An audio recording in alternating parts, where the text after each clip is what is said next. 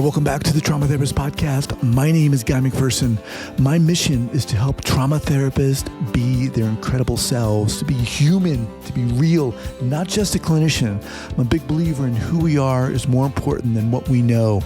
And this requires cultivating authenticity, genuineness, and vulnerability, and that requires intention. You can learn more about my courses and workshops by going to thetraumatherapistproject.com. That's thetraumatherapistproject.com. Let's get started. So 5, 4, 3, 2, and 1. All right, folks, welcome back to the podcast. I'm thrilled to have back Paula Scatolini. Paula, welcome back. Thank you, Guy. It's great to be here. It's good to see you again. It's been a while. I appreciate that. So Paula is a writer, educator, and thought leader in somatics, movement, and embodied consciousness. As a mentor, guide, and facilitator of experiential and transformative processes, Paula brings over 30 years of training in human behavior that she interweaves with her experience in the nervous system, therapeutic use of sound, movement, and bioenergetic principles to support individuals in aligning the psyche, soma, and heart. She's worked in the field of embodiment since 1997. She co-founded and is an online faculty member of the Embodied Recovery Institute. She's also provided leadership at institutions such as Duke University. Her somatically oriented lens is featured in the book, Trauma-Informed Approaches to Eating Disorders. Paula, welcome to the podcast. Thank you so much. Great to be here. So, before we get going here, remind our listeners where you're from originally and where you are currently. Sure. Well, I grew up in Southern California and spent 13 years in Hawaii, and then took a one-way flight to the East Coast and have been in Durham, North Carolina for a long time, since 2026. Wow. So, all right. So when we got in touch, you had said there's some new things you were doing, but let's talk to us about that transition. What were you doing and what did you transition into? And then we'll Sure. Yeah, I love catching up because I think I'm one of those people that COVID created an opportunity, right, for something different. And so at the time, prior to COVID, I was a somatic experiencing practitioner, right? I was studying sensory motor psychotherapy at the time. I was studying Kathy Kane's work using touch therapeutically for developmental trauma. And all of a sudden, I could not touch people, right? I could not use a lot of my somatic skills. And so I did a quick pivot to online work, like most of us. And I had already been using acoustic therapy at that time for several years, but did not understand the potency of it at that time. I was doing it in person. So it wasn't until I moved online that I began to study it and the phenomenology of it more closely. And so COVID was a gift in that way. And it opened up the door to understanding how sound can be used therapeutically, and continue to utilize my SE skills and my other skills. But it opened up a whole new world for me. Wow. And so I've been on a journey since then. That sounds really interesting. Before we get into that, and I'm really excited to get into that because I don't think I've talked about that on this podcast. You have not. I looked. Yes. But let me ask, because it's really exciting to me to hear that you used COVID as an opportunity. Yes. How did that come about for you? How did those thoughts come about for you? And yeah.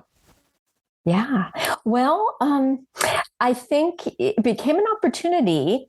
And I did actually speak about it on a public broadcast of how did we do the things that we're trained to do, especially somatics, online, right? So I was already having to think creatively about that, right? And how people, what props, what things can they use in their home to facilitate the same experiences as I was providing through touch. And so I ended up speaking about that because in somatics, we can use props and somatic tools to give the body an experience that's similar to human contact. Such as? that's what weighted blankets, weighted pillows, warm rice packs on your kidneys, right? We can work with the body through different mechanisms and facilitate the same processes. So I started to get very curious that way through the somatics. But then the sound, when I brought the sound in and coupled it with the somatics, I was getting the same effects and even better. So then I got very curious. So it sort of blossomed from there. So what is, and I want you to kind of talk briefly about acoustics and acoustic therapy and treatment, but then I want to ask you how you got into that. Oh, okay. So sound healing is a broad term, right? And when you think of sound healing, you think of singing bowls, right? Right. That's exactly the thing. Everybody's going to sound baths, right? Which has, it has some therapeutic effects. But I think then there's subsets, right? And so acoustics is a subset, right? And so people that study more of the brain neurology, and they study how acoustics, how theta waves work, how beta waves work, how sound waves work, right? So that was my doorway into acoustics and thinking about, sound apps, right? And frequencies and how do frequencies impact the brain, right? So I knew it from that angle, but I had been introduced to it through Dr. Porges from his development of this tool, which stimulates the vagus nerve via acoustics. So my doorway into sound was that way. So we can think of it from the brain science of sound healing, the theta waves and beta waves and meditation. We can think of it through Porges' mechanism, which is going to be acoustics and frequencies, because that's what his program has designed. But then I also went and got trained in tuning forks, which is a whole nother subset of sound healing, which works with resonance. Right. And in trauma therapy, we understand what resonance is, and this idea of entrainment, and how do we entrain the systems of our physiology into more coherent tones. What does that mean? Entrainment. Yeah. This is the vocabulary of sound. Entrainment is, you can look up Dan Siegel's work. He uses it a little differently, but this idea of, when a child is upset and crying, the parent, with their own processes, their own physiology that's co-regulated, will entrain the child out of dysregulation into regulation via the parent's somatic resonance, right? So we're using entrainment in interpersonal neurobiology when we think about co-regulation, right? I use it a little bit differently because I'm thinking about how this sound can entrain your system into a parasympathetic state, right? Out of sympathetic into parasympathetic. So it just means bringing along to create more harmony or coherence. The first thing that came to my mind when you started talking about sound healing and then acoustics was music, of course. Yes. I mean, of course, music can often be healing for a lot of us. But so how do we want to talk about this? Because this is really interesting to me. Where are we going to go from here? Well, for me, the most exciting piece is to share about Porges' program and then the potential possibilities that can happen with it. Because I do think we're on the verge of some of the next possibilities after somatics for trauma healing, right? We have psychedelics, and this is sort of parallel to psychedelics right now. I think psychedelic assisted therapy, where we're going to see kind of sound sneak up on the side. And so that's why I'm bringing it to folks' attention to start paying attention to this, because it's going to, become more and more available and discussed. Okay. So let's back into that. What is Porges doing? I mean, I think a lot of people associate the polyvagal theory with him and so forth. Yes. So in 2017, I was given his program by another SEP that he had developed. The initial studies and research were on kids with autism. So it was developed for children with autism to help shift physiological state and attend to some of their symptomology, right? So he had a whole program and research.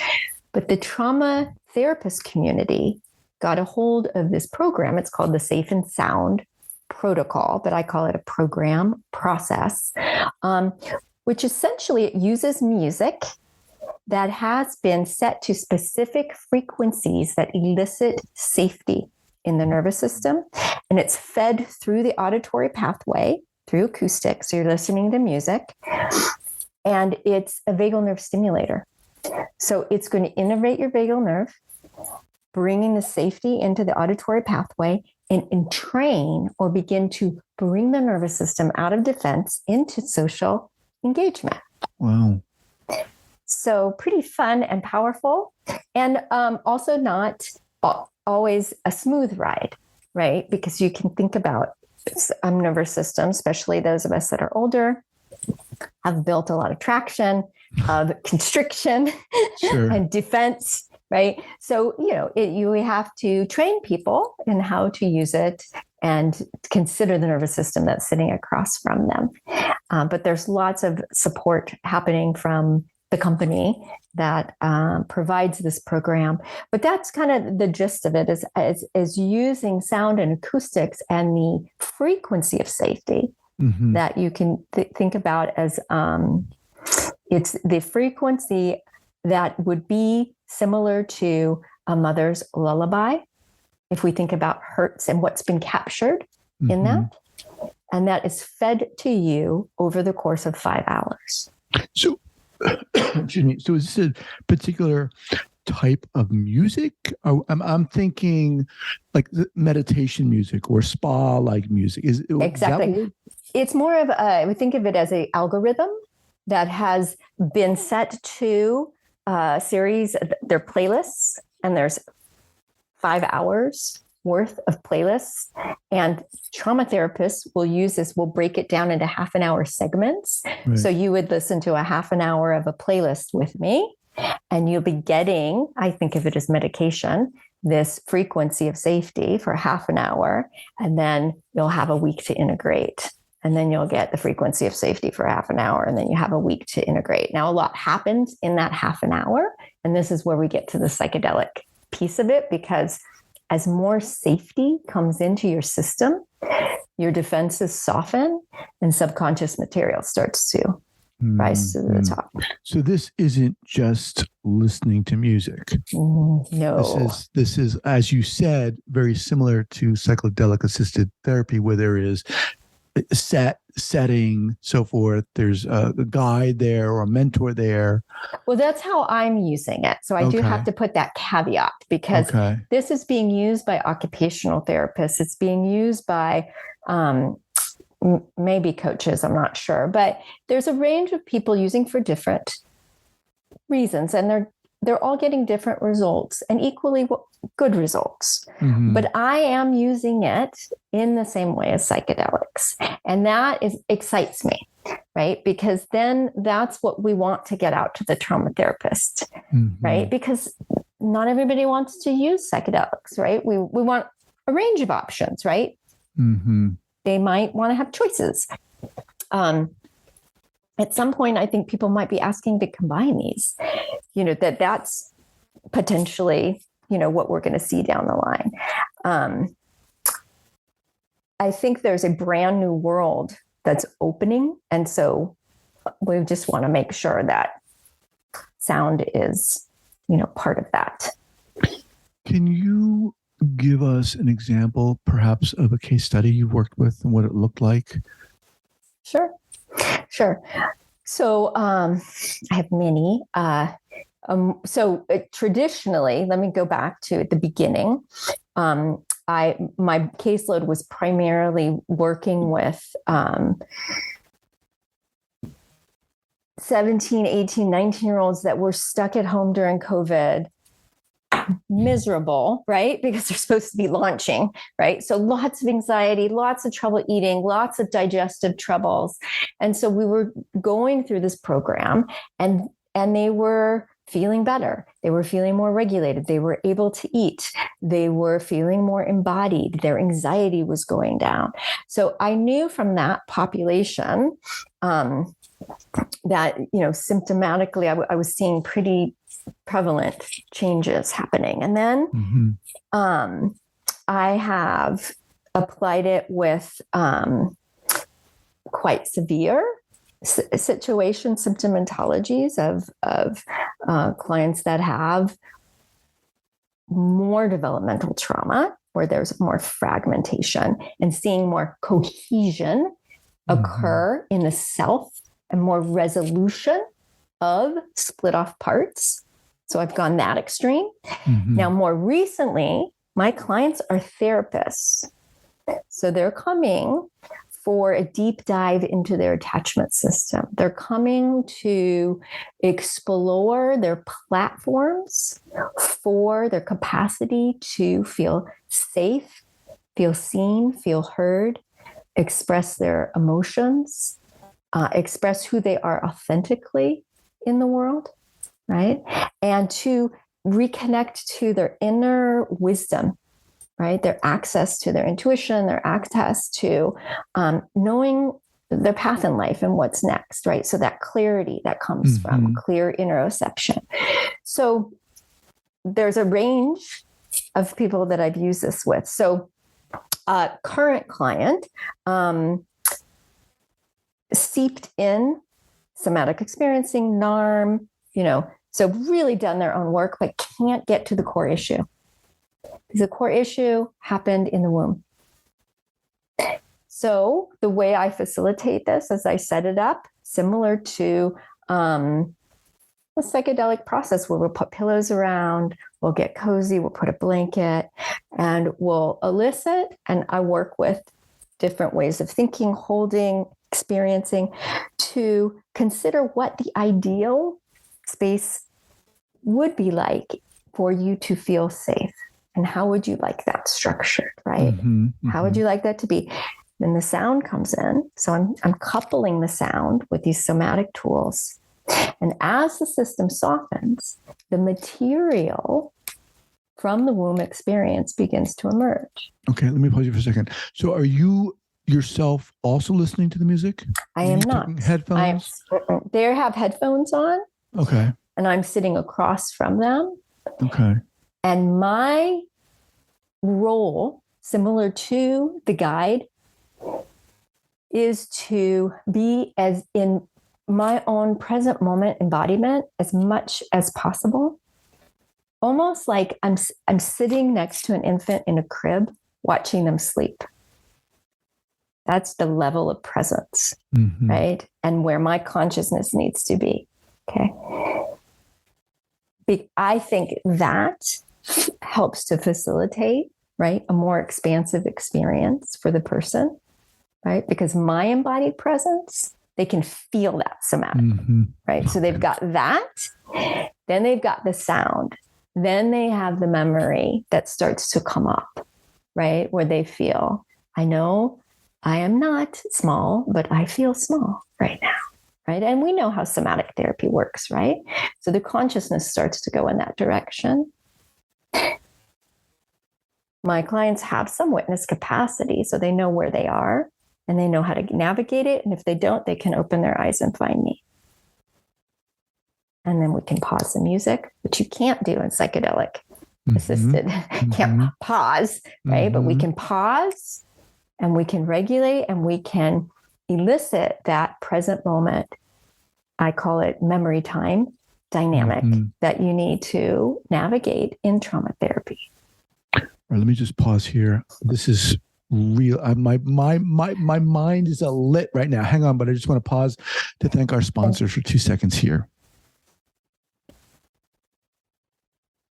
Okay, so that is a very interesting and I think key point is that you can pause. So I'm coming to you. I want to do this. Now, as I'm listening to this, is it music or is it sound? It's music. It's vocal music, pop music, or children's music, or the latest I've been using is the classical playlist. Just classical music, no vocals. Okay. So, and obviously, I think it's important to point out here, there's the intention also, right? Yes. So I'm coming in here with a specific intention, not just to relax. No. Okay. No.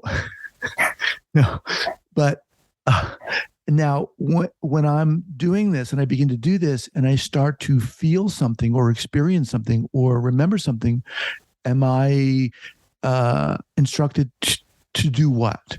Yes. So before we start listening, I'm going to do some coaching. The primary premise is that what you experience are your memories, whether they're somatic, whether they're emotional, whether they're visual, right? Because they're going to come through all those channels. Mm-hmm. So if your heart starts racing, I say, okay, well, that's a memory, right? Or you're in the sympathetic pattern, right? If that's what it's listening. So can you feel that as such, right? And can you feel me here with you? Because we know that trauma is not about always what happened. It's about not having the safe other to be with you while you feel what happened, right? So as long as they can feel me there with them and know I'm there and be with their internal experience and be curious about it, it will continue, it will process. We don't have to always intervene. We can just let it go. Right? Well, so are you instructing or coaching your clients to open their eyes when they feel something, or what are you coaching them to do when it's up to the client? It depends on their capacity, right? So somatic, again, my clients right now are therapists like yourself, right? So they may have the capacity and actually enjoy studying themselves. So they're not going to want to always open their eyes because they're fascinated with the process, right? But if it was someone who wasn't my client and they experienced sensations that they were like, what is this? Something feels odd. They could open my eyes and we could make contact so they could feel my presence. And then I might put up and say, okay, well, put your thumb up if everything's okay, and put it to the side if you're kind of concerned. So we have some way of communicating. I also titrate. We'll listen for 10 minutes, then check in, listen for 10 minutes, and then check in. So there is never any, what I feel is over medicating during it. So there's lots of titration built in. And some therapists titrate even more than I do. They'll listen to 2 minutes of the song, right? So for me, it is an in-depth study of the physiological structures of your attachment and bonding system, right? As it's being brought out of defense and strategies, and you're coming back into more secure attachment is what we're studying. So, and why are you studying that specifically? Why? Because the program is influencing the social engagement system, which for me is the neurological structures of the attachment system, right? So it's influencing how your social engagement system neurocepts safety. So it's influencing, am I safe enough? Do I feel safe enough in the world? Do I feel safe enough expressing my feelings? Do I feel safe enough being me? Do I feel safe enough? I mean, who of us has all that, right? On board. Right? Right. Oh my gosh. This is so intense.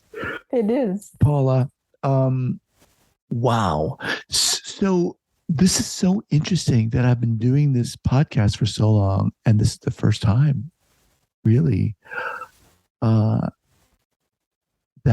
I've talked about this on here. So, do people come to? And I think really, again, the fact that this is somewhat reminiscent of psychedelic assisted therapy, yet to me, it feels like there's a lower barrier to entry, right? I mean, Yes. you can pause. You can, Yes. obviously, Yes. people are doing low doses of psychedelic assisted therapy and larger doses, of course. But how does this differ aside from those characteristics? Yeah. I mean, I'm toying as well as thinking of it more in line with holotropic breath work, perhaps, right? So I think that it's for me, what I'm witnessing is it does allow the neural pathway that allows us to find safe connection, be it with others, be it with the universe, be it with ourselves, right? So that's very similar, right, to psychedelic assisted therapy. It can elicit uncomfortable memories in a similar way, but we can titrate it. We can. How else is it different?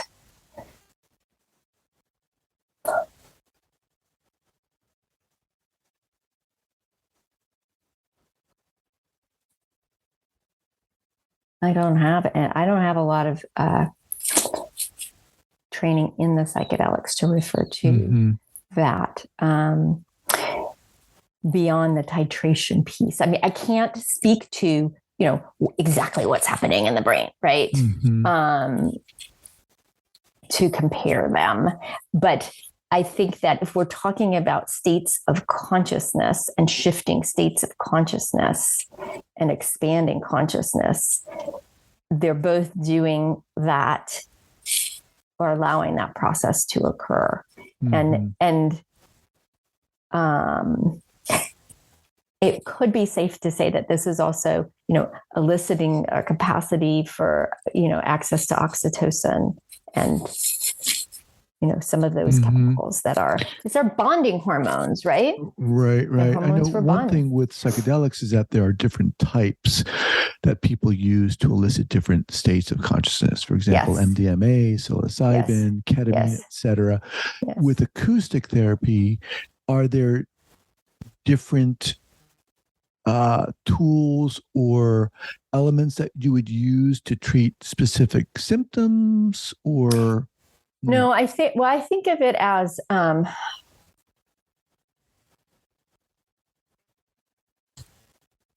if we just come down to nervous system health, right? The health of the nervous system.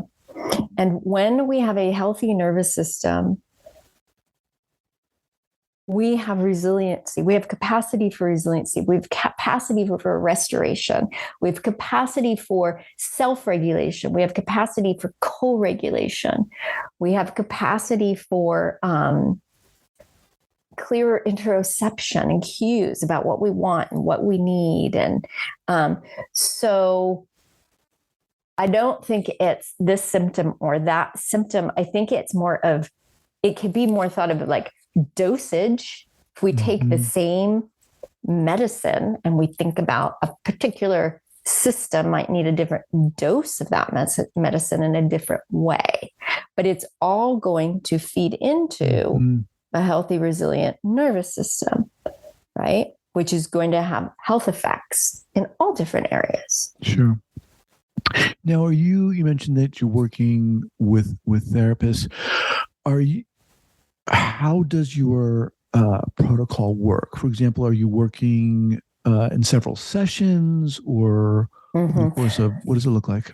So I've moved to doing most of my work in groups. And part of that is to facilitate a shared experience of our humanness, right? And to start to connect people to each other through,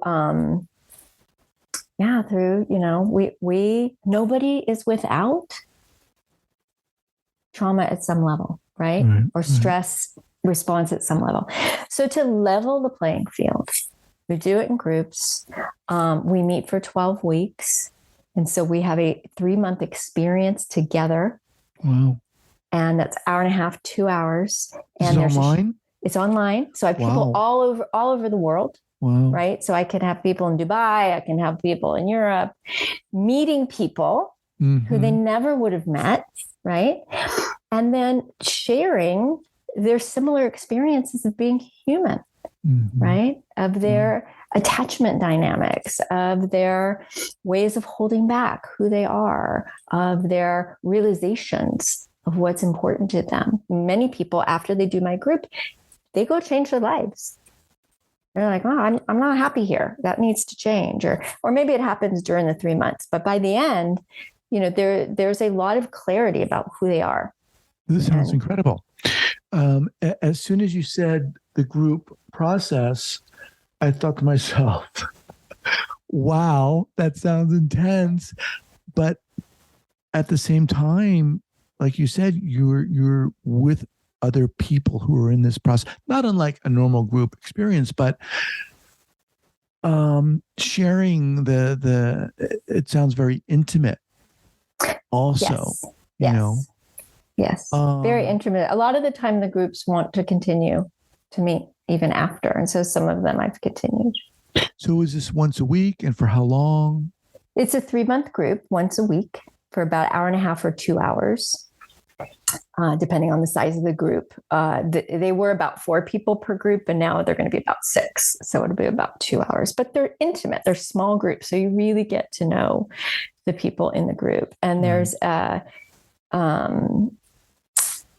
a strong container of safety that's developed just from the beginning. And I work on it in each group. So there's a sense of this is a place I can come and be myself and kind of unload the truth, right? Unloading the truth. Yeah. So, okay, as we kind of wind down here, who is this group for?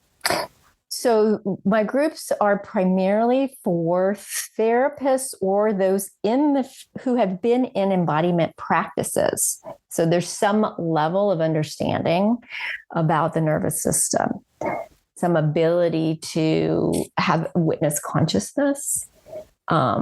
Because that, if they don't have that, then they kind of need a pre-class on somatic tracking and witness consciousness. And so my groups tend to have folks who have done some yoga or done some breath work or done some somatic therapy already, right? So they're kind of along. They've come along. And define witness consciousness for those who don't. Another word for it is dual perception, where we can hold our awareness of our internal state and the outer environment at the same time. So Guy, I can still feel you here, and I can notice my heart beating fast, right? And I can do that at the same time.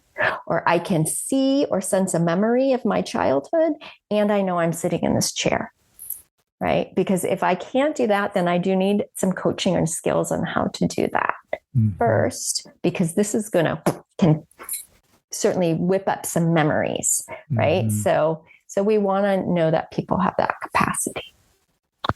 Now, just quickly, this is whipping up memories because it's in that specific frequency. It's whipping up, because we're feeling safe. And when we feel safe, if I think about it from internal family systems, it's gently dismantling the protectors to allow the exiles to come forward. Awesome. All right, Paula, what's the best way to get in contact with you? And then when's your next group happening? Give us some info on that. Great. So contacting me through my website, which is www.paulascatolini.com. It's probably the easiest. I do also have a Paula Scatolini LLC Facebook following. And my groups start the end of July, beginning of August. I usually have a few cohorts going at the same time, so folks can pop on. There is an application that has to be filled out. Okay. So exciting. I have to have you back. Wonderful. I would love to come back. Yeah, you got to come back. There's not enough time to talk about all this. So exciting. And yet intense. I love the way you framed everything by saying this is kind of a human, a shared human experience. And I think that's really so important to put out there. So I really appreciate that. Yeah. Thanks. Yeah. It's great seeing you again. Great having you on here. Wonderful. It was lovely to see you as well. All right. Take care. Take care. Bye-bye.